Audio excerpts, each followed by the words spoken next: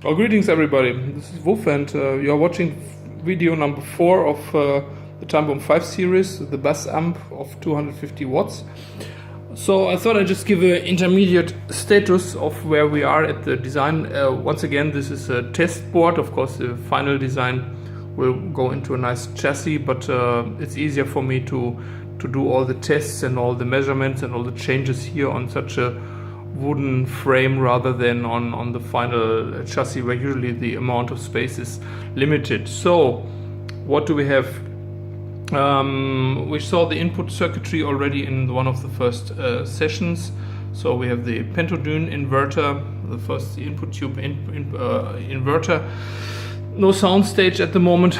I'm just using my compressor here, ACOM2, just to get the signal to right input value of roughly 1 volt peak to peak. Then we have the huge GK71 pentodes, and I put not a little but a big toggle switch here to change output impedances of this transformer, of the output transformer. Then here's my power section. It looks pretty wild already, so because I'm using still a couple of transformers instead of only one, I'm waiting for the custom transformer from India here with all the design specifications I need.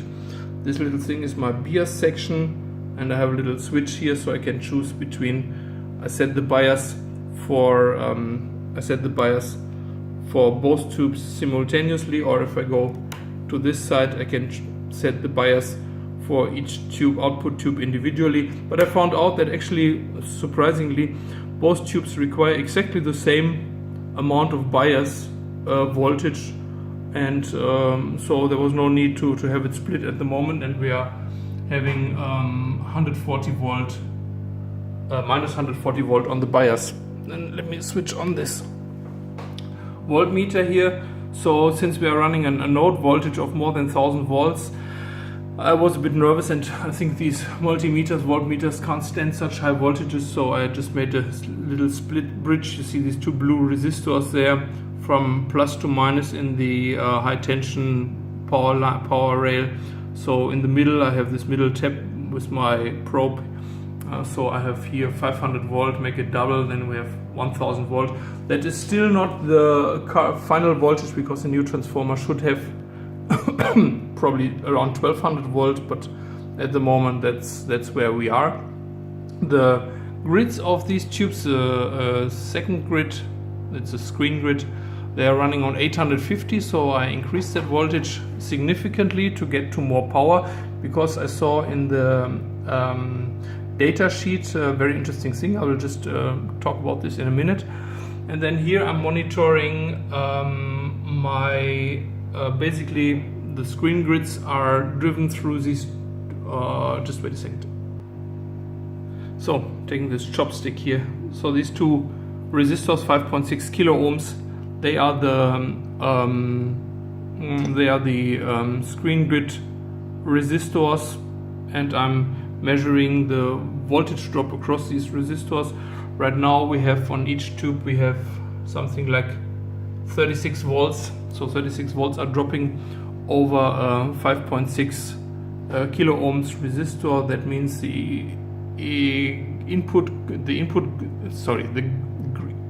hallelujah, the input current for the grid number 2 is we could divide. Let's just make a short calculation. Where is the calculator? Here. Let's see, we have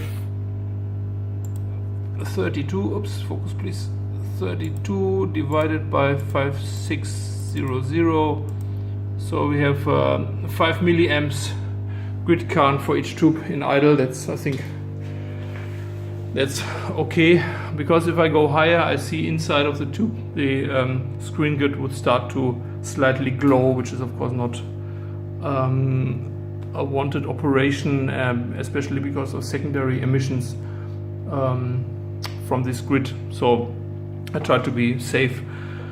Then here, what do we monitor here? Here I'm tracking basically the cathode current of both tubes.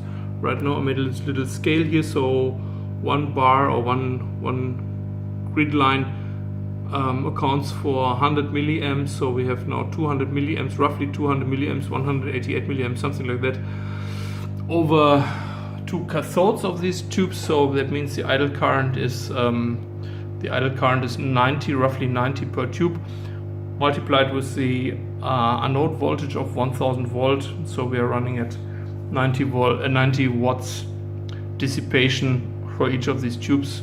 So 125 is maximum. So we are biasing them quite hot by 75% of the maximum load. And if I, for example, if I vary here my bias, then you see that this line is going higher. So if I lower the bias, let's say to 125, then we are going here already to 250 milliamps, 125 milliamp per tube, and that is then already 125 milliamp per tube idle current. That's too much. And here I'm tracing just some the pentadune signals and the output signal. Okay, right now I'm not playing. What I see is a slight hum here, so I need to add more filter capacitors to the pentadune. Sorry, I was reading too much. Pentadune, to my pentadune phase inverter, because here we see a slight humming, and that is actually coming from the power supply because the master volume is set to 0, and we hear some noticeable hum here from the cabinet. So cabinet wise, I'm using currently this 8 ohms. Oops, my fingers. It's hard to hold this phone here, such a slim phone. So we are what do I want to say? Oh yeah, I said we have this 8 ohms cabinet. It's a 400 watt 2x12 and has a tweeter on the top, but the tweeter is of course pretty useless for bass guitar. At the moment I'm not using this cap because I found out that the deep bass notes from the E string are a little bit more accentuated through that one. I think it has also a this resonant tunnel inside, so I think that's a better choice for the moment. So we are running here on this cabinet is on 8 ohms. And then let's see what's next. Okay, so yesterday I made then some load measurements. We can see that here on the screen. I think I'll just put in the tripod shortly.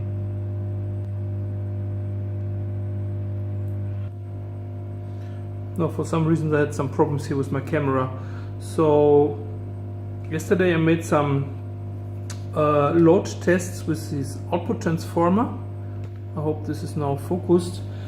So basically I connected different loads, resistive loads to the output stage, starting from 3, 4, 5, 6, 7, 8 all the way up to 16. And then I checked the output voltage, the effective output voltage that is mentioned here, and then I calculated here in this spreadsheet how much power that would be, and you see the maximum peak power for 1066 volts, 870 grids.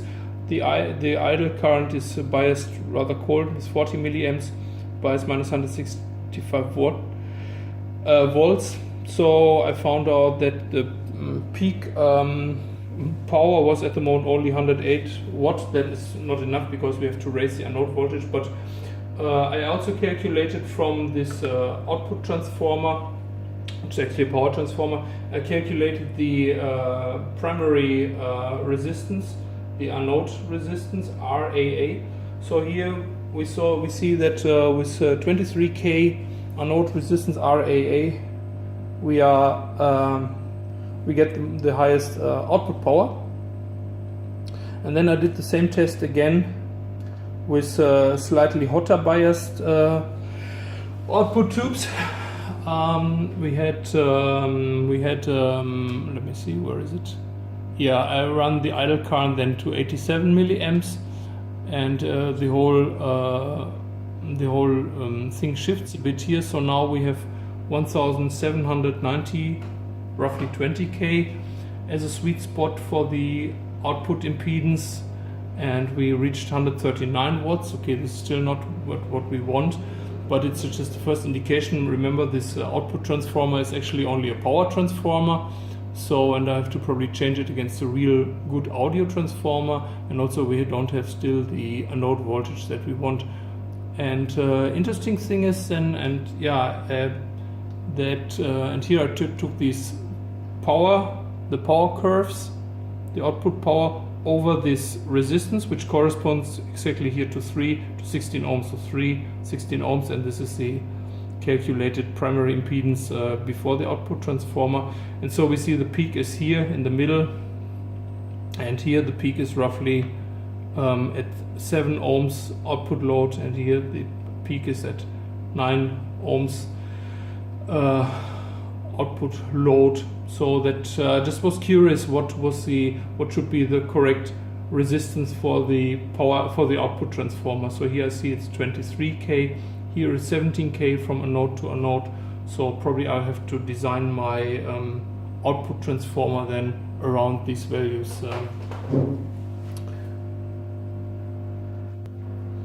Yeah, and finally let's have a look at the at these data sheets. They are actually from a comparable tube. They are from the 813 tube, which in my view is pretty similar except for the heater voltage. And if we look at these diagrams here, so the interesting thing is if we have a grid 2 voltage, maybe I can zoom in a bit more to make it more clear what I want to point out here. Okay, let's try it this way. So these are two diagrams given for different, given basically the anode current depending on the input grid voltage, and here is the anode, the plate voltage. Very common diagrams, I would say. The interesting thing is if we run the grids at 400 volt, you can see it here, then we still need a positive voltage on grid number 1, which is practically impossible because then the grid would start to draw current and would put a strong load on the pentodune. So basically with 400 volt I can only go to this 0 volt line. I can only drive in between this area here, which would give me something like 200 milliamps on each tube, and I think that is what I saw in my previous tests, that the cathode current was rather small. Then if we look at this chart here, this is a chart given for 750 volts on the screen grid, and here very interestingly we can see that we only use negative voltages or basically we can drive 600 milliamps out of the tube with negative input grid voltages, minus 100, minus 80, minus 60, minus 40, what is that, 20 here? It's a bit hard to read. I think, no, this is 0, 20, 0, minus 20, minus 40, minus 60, minus 80, minus 100. So basically here in this range I can perfectly run my pentodune, and the output current should be peaking up to 6 milliamps. Okay, we are running at 100 millivolt, 100 milliamps idle current, but still which should give me a variation of roughly 500 milliamps. So that is something I'm hoping to achieve. I didn't really see it on the scope so far. Personally, I think that this output transformer is still the limiting factor, because it is, once again, it's only a, try to go here again, since it is only a power transformer, sorry, it's only a power transformer rated for 250 watts, but probably not in an audio environment.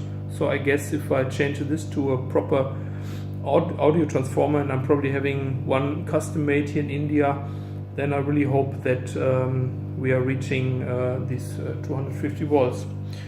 Yeah, and then probably very quickly about the sound. I'm quite satisfied with it. Let me just stop it and quickly start again.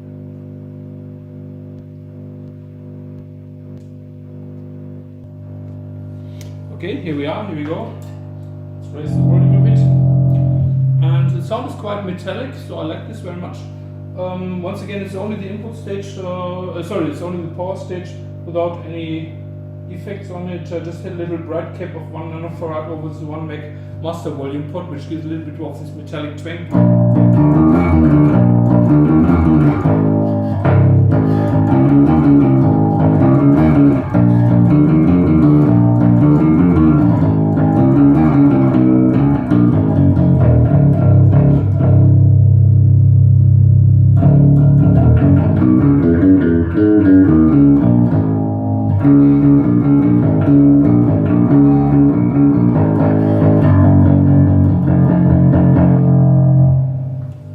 So sound-wise, I think I'm quite happy for what the output stage is delivering. And now I'm waiting for this new transformer to be shipped, the power transformer, so I can get rid of all these 2 or 3 different ones, and then I should have higher plate voltage, and then we'll talk again.